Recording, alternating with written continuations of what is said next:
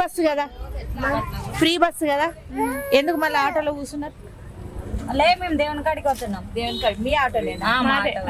ఎట్లుందిరా free bus వచ్చినాక ఎట్లా అనిపిస్తుంది? ఏం లే మేడం, మస్తు ఇబ్బంది. కూర్చోనికే కుర్చీలు దొరకాయి, నిలబడి రావాలి, ఇక సీట్లు ఇయ్యరు, ఇక వేసి దొబ్బుడు వెనకకు మందిని అంతా. 2 బస్సులకు వచ్చేటోళ్ళు 1 బస్సుకు వస్తుండ్రు. ఇక బస్సులు అయితే ఇక కండక్టర్ అయితే నూకుతాడు ఎంటకేసి.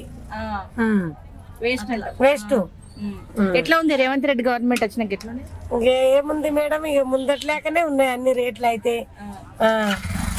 ఉన్నాయి అయితే రేట్లు అవే రేట్లు ఉన్నాయి, ఏం తక్కువ లేవు. ఇట్లా నీ పెళ్ళి ఎప్పుడైందిరా?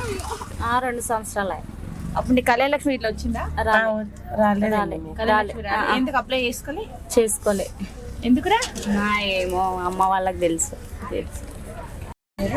ఎట్లా ఉంది మీ బిజినెస్? ఎట్లా ఉంది? బిజినెస్ మొత్తం లాస్ ఉన్నాయి రేవంత్ రెడ్డి వచ్చినాక. ఏమి పనులు చేస్తే 6 గ్యారెంటీ చెప్పిండు, 6 గ్యారెంటీ లేనే లేవు. ఆటోలకు మొత్తం మీద ఖరాబ్ చేసిండు. అప్పుడు మంచిగా ఉండేనా? ఇప్పుడు మంచిగా ఉండేనా? అప్పుడే బాగుండేది కేసీఆర్ ఉన్నప్పుడు, ఇప్పుడు బాగాలేదు. మళ్ళీ ఎవరు కోట వేద్దాం అనుకుంటారు? మేము ఇప్పుడు బీజేపీ కోటేస్తాం. ఎందుకు బీజేపీకి? మేము ఫస్ట్ నుంచి బీజేపీ